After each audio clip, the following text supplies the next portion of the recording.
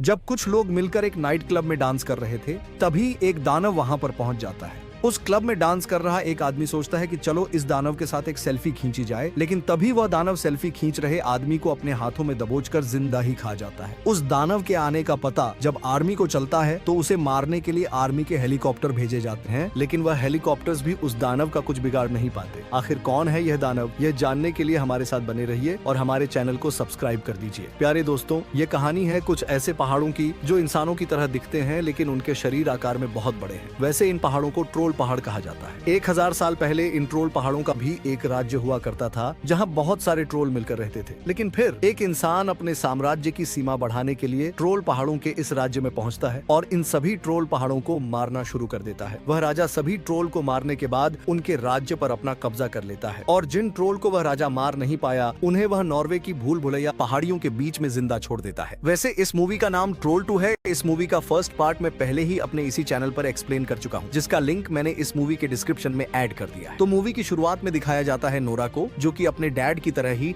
अब सभी से अलग होकर पहाड़ में बने एक घर में रहती है, जहां उसे कोई नहीं ढूंढ सकता। लेकिन आज उसका पुराना साथी एंड्रयूज उसका पता लगा लेता है। वैसे एंड्रयूज अब एक राइटर बन चुका है। एंड्रयूज नोरा के घर पहुंचकर उसे अपने साथ एक हेलीकॉप्टर में बिठाकर पहाड़ों के बीच में बनी एक प्रयोगशाला में ले जाता है। उस प्रयोगशाला में पहुंचकर एंड्रयूज नोरा की मुलाकात वहां काम कर रहे लोगों से करवाता है। उस प्रयोगशाला में काम कर रहे लोगों को देखकर नोरा बहुत हैरान हो जाती है। तभी एंड्रयूज नोरा को पिछले 2 सालों से सो रहे एक ट्रोल के पास ले जाता है, जिसे उस प्रयोगशाला में बांध कर रखा था। नोरा अब समझ जाती है कि उसे एंड्रयूज यहाँ लेकर क्यों आया है। उस ट्रोल को यूं बंधा देख नोरा को उस पर बहुत तरस आ जाता है, क्योंकि नोरा के मन में ट्रोल पहाड़ों के लिए अभी भी बहुत प्यार है। वैसे भी नोरा बचपन से ही इनकी कहानियों को सुनती हुई बड़ी हुई है। उस प्रयोगशाला को हैंडल कर रहे ऑफिसर्स नोरा से कहते हैं कि एक ट्रोल को तो हम सूरज की रोशनी में पहले ही मार चुके हैं, लेकिन अब हमें यह दूसरा ट्रोल मिला है जो कि पहले ट्रोल के मुकाबले देखने में बहुत बड़ा है, और हो सकता है कि बाहर अभी और भी ट्रोल पहाड़ हों जो कभी भी इंसान को नुकसान पहुंचा सकते हैं। इसीलिए हमने इस ट्रोल को यहाँ बांध कर रखा है, ताकि हम इसके ऊपर अपने कुछ एक्सपेरिमेंट कर सकें और इन ट्रोल पहाड़ों बारे में ज्यादा जान सकें। एंड्रयूज अब नोरा की मुलाकात सिग्रीड से भी करवाता है, जो कि अब उसकी वाइफ है। एंड्रयूज ने फिलहाल सिग्रीड से शादी कर ली है और सिग्रीड अब प्रेग्नेंट भी है। उस प्रयोगशाला के अंदर एंड्रयूज नोरा को उस राजा का लिखा हुआ एक शाही खत भी दिखाता है, जिसमें ट्रोल पहाड़ों को मारने का आदेश दिया था। लेकिन फिलहाल उन्हें यह शाही खत आधा ही मिला है, जिसमें लिखे आधे अधूरे शब्दों से उन्हें पता चलता है कि 1000 साल पहले ओलाफ नाम के एक राजा ने सभी ट्रोल पहाड़ों को मारने का हुक्म दिया था। एंड्रयूज नोरा से कहता है कि नई सरकार ने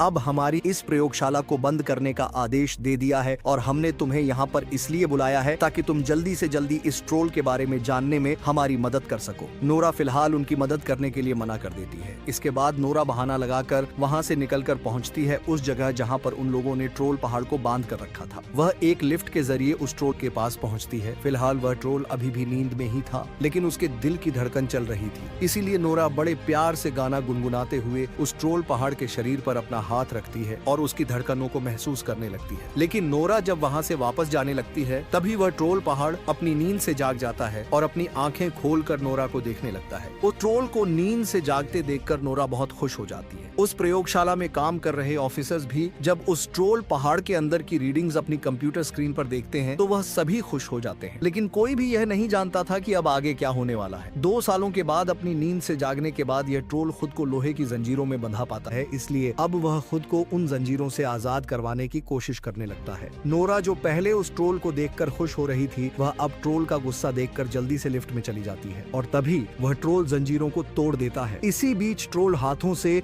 उस लिफ्ट को नीचे गिरा देता है जिसमें नोरा मौजूद थी। उस ट्रोल का यह भयानक रूप देखकर उस प्रयोगशाला में मौजूद सभी लोग यहाँ से वहाँ भागने लगते हैं। एंड्रयूज भी जल्दी से नोरा को उस लिफ्ट में से निकालकर अपने साथ एग्जिट गेट की तरफ भागने लगता है। जब वह ट्रोल लोगों को मार रहा था, तभी एक साइंटिस्ट उस ट्रोल पहाड़ के उस टुकड़े को अपने पास रख लेता है जिसके ऊपर सभी साइंटिस्ट प्रयोगशाला में एक्सपेरिमेंट कर रहे थे। कुछ ही पलों के बाद नोरा, एंड्रयूज और बाकी साथी उस लैब से बाहर निकल आते हैं। उनके बाहर निकलते ही वह ट्रोल भी चट्टानों को तोड़ता हुआ उस लैब से बाहर निकल जाता है। वह ट्रोल दिखने में ऐसा लग रहा था कि मानो उसे बहुत गुस्सा आया हो, लेकिन वह चुपचाप वहाँ से चला जाता है। इसके थोड़ी देर बाद नोरा, एंड्रयूज और बाकी लोगों को आर्मी के हेलीकॉप्टर द्वारा सुरक्षित रेस्क्यू करके एयरबेस बेस पर लाया जाता है, उन्हें पिकअप करने के लिए मेजर क्रिस वहां पर आता है। वैसे क्रिस वही है जिसने इस मूवी के पिछले पार्ट में एक अहम किरदार निभाया था। ट्रोल मूवी के पिछले वाले पार्ट में क्रिस एक कैप्टन था, लेकिन अब मेजर बन चुका है। मेजर क्रिस अब उन सभी को लेकर पहुंचता है आर्मी के बेस पर, जहां नोरा और एंड्रयूज की मुलाकात देश के नए प्राइम मिनिस्टर से होती है। प्राइम मिनिस्टर एक मीटिंग के दौरान उन सभी से कहता है कि यह ट्रोल हम सभी के लिए अब मुसीबत बनता जा रहा है, इसलिए मैं चाहता हूं कि इस ट्रोल को मार दिया जाए। ट्रोल को मारने की बात सुनते ही नोरा उन सब से कहती है कि 1000 साल पहले भी इसी तरह से ट्रोल पहाड़ों को मारा गया था, लेकिन आज हम फिर से उन्हीं बातों को दोहरा रहे हैं। लेकिन उस मीटिंग में नोरा की बातों की कोई सुनवाई नहीं होती और उस ट्रोल को मारने का काम एक बार फिर से सौंपा जाता है मेजर क्रिस के ऊपर। मीटिंग रूम से बाहर निकलने के बाद नोरा अपने पास रखे ट्रोल पहाड़ के एक छोटे से टुकड़े को देखकर एंड्रयूज से कहती है कि हमें उस ट्रोल पहाड़ को बचाना चाहिए। इसलिए अब नोरा एंड्रयूज को साथ लेकर क्रिस के पास जाती है और उससे उसके साथ इस मिशन पर जाने की रिक्वेस्ट करती है। मेजर क्रिस पिछली बार की तरह नोरा और एंड्रयूज को अपने इस मिशन में शामिल कर लेता है। क्रिस अब हेलीकॉप्टर में उन सभी को लेकर ट्रोल पहाड़ को ढूंढकर मारने के लिए चला जाता है। क्रिस उन्हें बताता है कि हमने अपने हेलीकॉप्टर में बहुत तेज सोलर लाइट्स लगाई हैं, जिनकी रोशनी से हम उस ट्रोल को बड़ी आसानी से मार सकते हैं। इसी बीच एक क्लब दिखाया जाता है जहां पर बहुत सारे लोग पार्टी कर रहे थे, लेकिन तभी एक ट्रोल उस क्लब में पहुंच जाता है। वहां पहुंचते ही वह उस क्लब में मौजूद लोगों को मारने लग जाता है। कुछ लोगों को तो वह जिंदा ही अपना खाना बना लेता है और यह देखकर क्लब में मौजूद सभी लोग क्लब से बाहर निकलने लगते हैं और तभी मेजर क्रिस भी उस ट्रोल को ढूंढता हुआ उसके सामने आ जाता है। क्रिस और दूसरे हेलीकॉप्टर में बैठा पायलट सोलर लाइट्स को ऑन करके उन्हें उस ट्रोल की तरफ कर देते हैं, लेकिन यह लाइट्स इतनी काफी नहीं थी कि उस ट्रोल को मार सके। खुद पर लाइट को पड़ता देख उस ट्रोल को हेलीकॉप्टर पर गुस्सा आ जाता है और अपना गुस्सा वह अब एक हेलीकॉप्टर को नीचे गिराकर निकालता है। हेलीकॉप्टर क्रैश के बाद क्रिस अपने साथियों को खो चुका था, लेकिन फिर भी वह अपने हेलीकॉप्टर के साथ उस ट्रोल के सामने डटा रहता है। लेकिन वह ट्रोल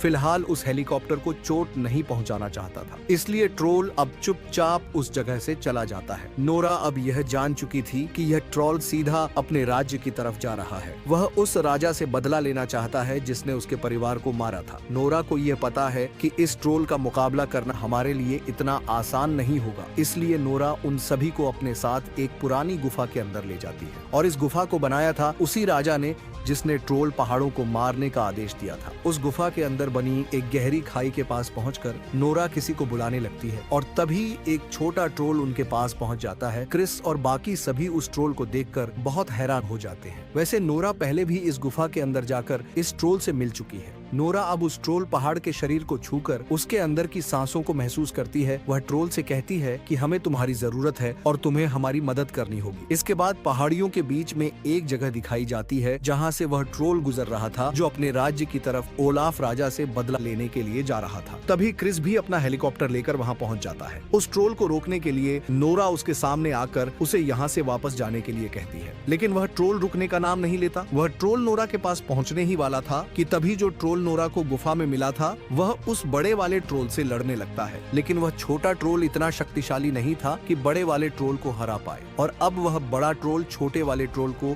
बर्फ की नदी में डुबो देता है। यह सब देखकर नोरा और बाकी सभी हेलीकॉप्टर में बैठकर वहां से अपनी जान बचाकर भागने लगते हैं। सुरक्षित स्थान पर पहुंचने के बाद नोरा उन सब से कहती है कि अगर मैप के हिसाब से देखें तो यह ट्रोल सीधे ओलाफ राजा के राज्य की ही तरफ जा रहा है और वह जल्दी ही उस जगह पहुंच भी जाएगा। वैसे यह ट्रोल उस राजा को मारना चाहता है जो कि 1000 साल पहले ही मर चुका है, इसलिए हमें जल्दी से उस समय के राजा ओलाफ के मकबरे में जाकर उसकी कब्र को ढूंढना होगा ताकि हमें कुछ ऐसा मिल सके जिससे हम इस ट्रोल को रोक सकें। नोरा जानती है कि जहां से ओलाफ राजा अपने राज्य पर राज किया करता था अब वह एक चर्च है, इसलिए ज्यादा समय बर्बाद नहीं करते हुए नोरा उन सभी को लेकर उस चर्च में पहुंच जाती है। नोरा वहां काम करने वाली एक औरत से मिलती है। वह औरत नोरा से कहती है, मैं सिर्फ यही जानती हूँ कि ओलाफ राजा की कब्र इसी चर्च में है, लेकिन आज तक मैं उस कब्र को नहीं ढूंढ पाई। वह औरत नोरा और बाकी सभी को एक तहखाने में ले जाती है।